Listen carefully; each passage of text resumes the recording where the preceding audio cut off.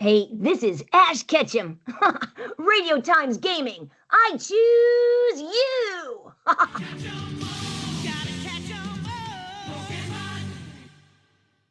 Hi, I'm Alex from Radio Times Gaming, and today I'm joined by, I think it's fair to say, an icon of voice acting, Veronica Taylor, who has done huge numbers of roles across film, TV, and gaming, and probably is best known for playing Ash Ketchum in the original series of Pokémon. Thank you for joining us. Thank you for having me. I'm super excited. And so I just wanted to started by asking how you came to be playing Ash Ketchum in the original anime. I suppose it was a lot of luck of kind of being in the right place at the right time. Um, I uh, I was working on an anime called Slayers, and the people who cast that were also casting Pokemon. So I got called in, and we had, oh my gosh, we had multiple auditions, callbacks, and then we started recording. It probably took about a month and a half, maybe. I mean, all of that is a bit of a blur because you're once when you're auditioning for things, you're also I was working on a show out of town, and I was working on a soap opera, and I was doing all these things. So I never really clocked it in terms of how long it took. And most of the time when you audition for something, you just kind of let it go and don't think about it because otherwise you'll make yourself crazy. And were you aware of like how big a deal the game was before the anime came around? No, I didn't know much about it at all. This was 1998, so I didn't even own a computer. The way I heard about Pokemon was probably through the New York Times. And at that point, the only thing that I in America knew about it was that some kids got seizures watching an episode. So for some reason, I still auditioned. I don't know what that says about me. um, but it was, yeah, it certainly was not a known entity at all for me. So, but I Amazing. loved it from the minute I saw it. That animation, the simple animation, simple colors. It was just, I don't know, there was something just so wondrous about it that I really, I had fingers and toes crossed that I would be cast. And did you take to Ash as a character immediately, or was there a period where you sort of had to get used to things? No, I mean, in most jobs, especially when you're dubbing, you don't have time to kind of figure it out. You really, from the little bit of information they give you, you have to fully jump in and just um, inhabit that character. I had played Jim Hawkins on stage in Treasure Island for kids, and I toured with that for a bit. So the idea of playing a boy didn't seem like such a difficult task. It's just really inhabiting the character. Ash is a pretty, I don't know, his confidence or lack of confidence and his determination, his courage, that's something that I really identified with. And I don't know, I just think the way that he, especially in that first episode, really just put himself on the line for Pikachu to save him. And I think that really gave me a lot of insight into who this kid could be. And when we started on the show, we didn't know how many episodes we would do at all. We didn't even know the first season is 52 episodes, and we didn't even know we would have 52. We just knew we had a couple, and then we would just see where it goes. So you really have to dive in, even if that one episode is the only one you ever do. You have to really even just figure out a backstory for the character, even though you don't have one yet. And obviously, when you first took the role, Pokemon as a show, Pokemon as a game is nowhere near as massive as it has become now. Right. Um, like 30 years on from it first airing nearly, you're still Right. attending events like you're attending the London Card Show. Right. People are still associate you with Ash as a character. Was there a point where the whole thing sort of took off and you realized that it had become this kind of you were part of this big phenomenon? I think it's the answer is a little bit twofold because in the beginning, when we were working on it, we started in September. And well, no, we didn't start in September. We started in May. And in September, it aired. And then by December, mid December, we were finished with the first season. So in that time, we didn't really know that it was popular. You could see again from the New York Times that kids were watching it. There was an article in the Times. People I knew had heard about it. You could see kids starting to play with Pokemon cards on the buses in New York City or on the subway. So it was kind of finding its way. I think when the first movie came out, and there was a lot of buzz about that, and there was a huge sign in Times Square in New York that I felt like, man, we have hit it big. But it for us working on it, it was just the same. We just went into work, we came home. There wasn't any change there. But the fact that it was renewed and we would finish one season and then find out we had the next season. And so that was success there. But I really think how it's hit me that it's popular is more now, because I've been able to go to Comic-Cons around the world, really. And the fact that so many people identify with Pokemon from however they've gotten involved with it, the show, the card games, the Pokemon Go, any of these things. There's something about it that really speaks to them. And I've had the honor of meeting some kids when they were 10 and seeing them again now with their own kids. And so that's when you realize this is bigger than all of us. Pokemon is about the community. And so the fact that this community is so rich and wonderful and generous and kind, and that's when you realize this thing it's just a phenomenon, because the people are phenomenal. And like you touched on it, that it's now sort of becoming this big thing. Yeah. Like when I used to watch the show every day before school, and it was very Right. much like when you were Ash up until that Right. kind of season 7, season 8 was when I was watching it. You were Right. quite abruptly recast after that, but most people, a lot of people like me, still think of you as the voice of Ash. So I want to know, how did you take the news initially of being recast, and how has that kind of fan support impacted you since? Well, we were actually preparing to do it was the 10th anniversary special, even though we were just finishing season 8, but it was the 10th year in Japan. Um, and Pokemon USA took the show and they just said, we don't need you anymore. We found sound alike. So that was the end. So none of us took it very well. There was really no clear reason for being replaced. So I think, I don't know, in life, you have to just kind of move on. But it's hard when you still talk about Pokemon all the time and people ask me about it all the time. So I've had to kind of deal with it, I suppose. I would say it's hard. Every one of us who worked on the show really loved it and would have stayed till the bitter end if we had the chance. But certainly there were the Save Our Voice Actors. There was a petition going around. That was 2006. So there was no real social media like we have now, that can shift things in dramatic ways. We had people on the ground doing petitions, and that I thought was so incredible. And that's the kind of dedication and determination that people have around this show. And I find that quite humbling. And I feel like I try to live up to the responsibility of being Ash Ketchum, of being someone who was there in your living room when you were little. It's a huge responsibility for me. And without I would say fans in quotes, because we're all one big community, one big group, not really different levels. Do you know what I mean?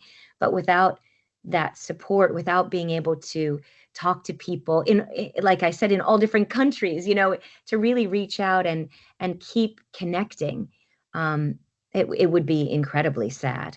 But this journey that we were all on together for 8 years continues now into the future. So I feel quite lucky about that and incredibly thankful.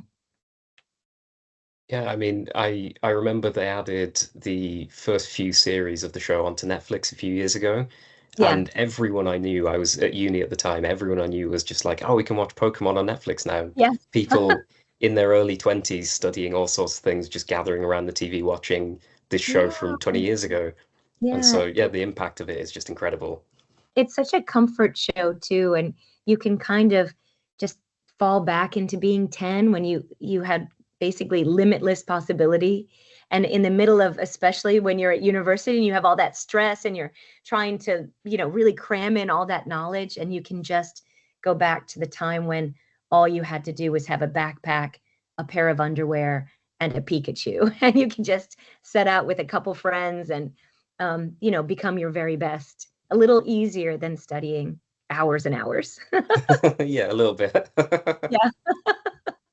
And obviously, it's not just Pokemon that you're known for. You've done all sorts of things across film and TV and gaming. I know you've been in a few Fire Emblem games, which has become this like huge like game series in recent years. Is there any difference between voice acting for a show and TV and that kind of thing, and voice acting for a game?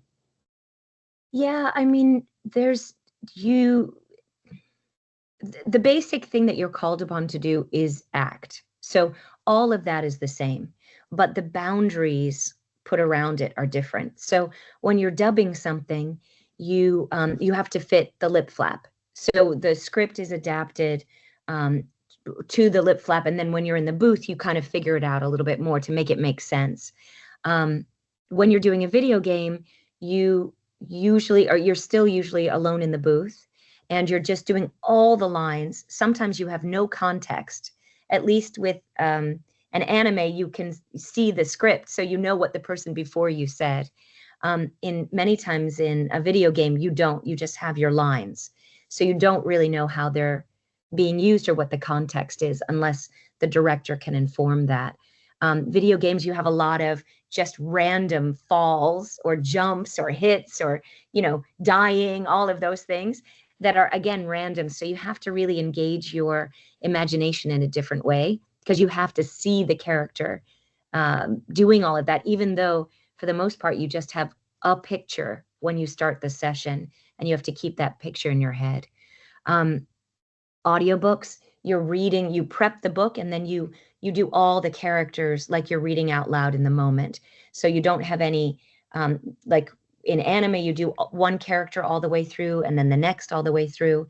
In an audiobook, you just read the whole thing. When you're doing prelay for a cartoon, which is a cartoon that's done before the picture, oftentimes you're with a group for that and you do it more like a radio play. So all of these things, you're still in the moment and kind of um, just playing it to its fullest. But there's different ways you have to do that. So I think all ways are pretty challenging and fun. And it's nice to have that variety. And are there any memorable characters that you've played that like stand out for you as a favorite? Oh my gosh, Ash Ketchum for sure. I think that he's just so positive and he never gives up. And I learned a lot about the power of that. And I think it shifted how I am as a person. Amelia in Slayers, she also is very positive, very high voice, and you can get a bit of a head rush playing her. She was really great. Manuela in Fire Emblem Three Houses, crazy. She's so over the top that um we recorded a lot during lockdown and afterwards, so I would be recording at home and everybody's on Zoom, so you can see everyone's faces. But it was it was really great because she is goes off the deep end very often, and then we would just all be laughing because it was so crazy, and then we'd have to reel that back a bit. um April on Ninja Turtles. We had such a great cast for that, and all being able to be together and work on that.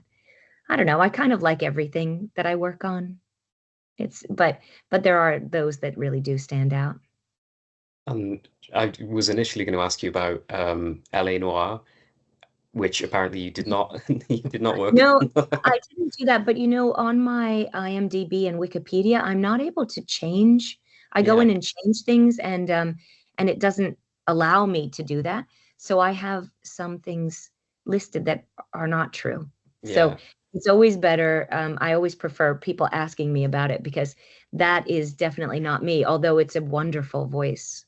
I can't remember what that character's name is because I've looked it up to make sure it wasn't me, Yeah. and it's definitely me. So I remember I saw it and I was like, oh wow, I had no idea she was in LA Noire, and Yeah, that's why, neither because did you were. I. Yeah, exactly.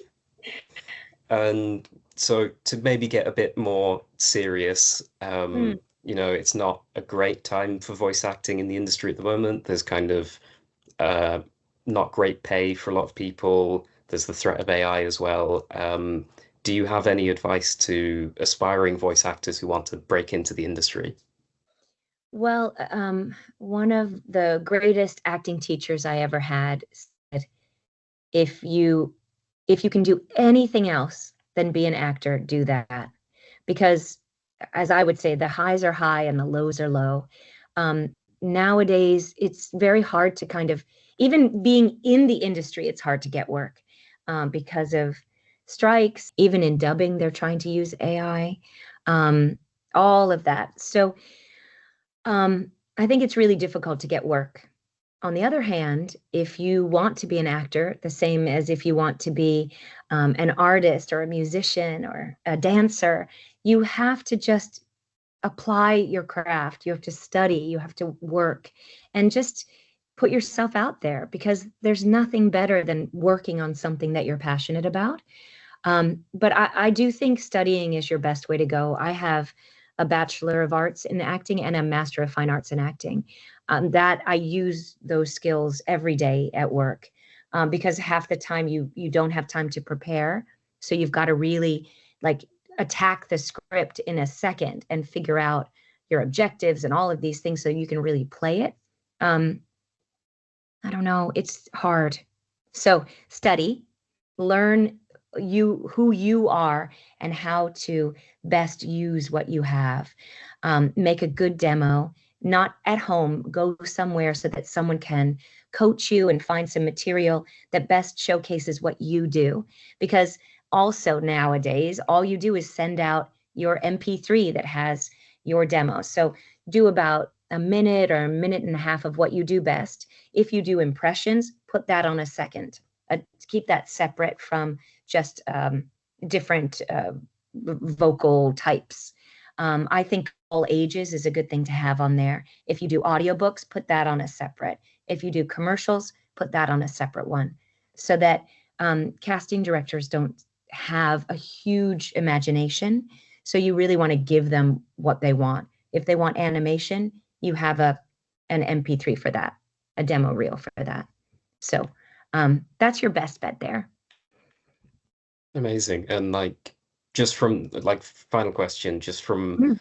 the point of view of like you and all of the characters that you've done, is there like a message you'd like to give your fans, that sort of the people that follow you and love the work that you've done? Is there something that you'd like to sort of convey to them through the work you've done?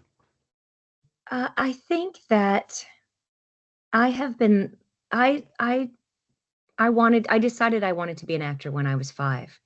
And I'm so lucky that I have a chance to keep pursuing that. I wish the same for everyone. I think it's really important to follow your dreams, your intuition, and do what you do best, what you love doing. It makes you a more joyful person, and it helps others to pursue what they love. Um, I just feel incredibly lucky to be a part of the Pokemon community, the anime community, the Comic Con community. We are in a time when there are so many forces that are trying to push us apart, to say how different we are in a negative way. And with Comic Cons, London, sorry, London Card Show, I've got like so many letters in my head. I haven't slept much. But anyway, with something like this where we all can come together, we share what we have in common. with a love of Pokemon. Then you find out you have so many other things in common. I think these communities are so important. And for me to be a tiny part of it is just an incredible honor. And so, gosh, I just want to say that I love you all, and I'm so happy we can all come together. And I hope that we continue to do that so that we can support one another, because we must really celebrate our differences, because we're not so unalike, but how we're different is so wonderful. So all of that, it's in that whole Comic Con stew that we put together. But I'm looking forward to seeing people this weekend, and also in many, many weekends to come. And then also my daughter and I do a podcast, The Trainer's Guide. It's a rewatch of the first season of Pokemon, and we're about to start the second season. And that is, we were doing that for the community as well. We rewatch the episode and then talk about how it, how it brings up what's happening in real life, and things. My daughter was born at the end of the first season, so we talk about our lives. And we really ask for people to send in their Pokemon memories, how it affected them, happy or sad. And we always play either the recording or read what they've written. And that was the main reason we started doing our podcast, is to really involve the community. So I hope that people will join us there, and so that we can continue to share that. Amazing. Well, thank you so much for taking the time to talk to us. It's been Oh, incredible. thank you. Thank you so much. This has been a great honor. And it looks like the paint that we have is somewhat similar. It I don't is, yeah, live a little bit. similar. Thank you so much. No, thank you. No, the pleasure's all mine. Yeah, best of luck. Aren't you pursuing your dream I then? am Are you? pursuing my dream. This is Yeah, genuinely my dream job, so yeah, couldn't be happier. amazing. I'm so proud of you. Way to Thank go. you. All right. Thanks so much. Thank you. This is amazing.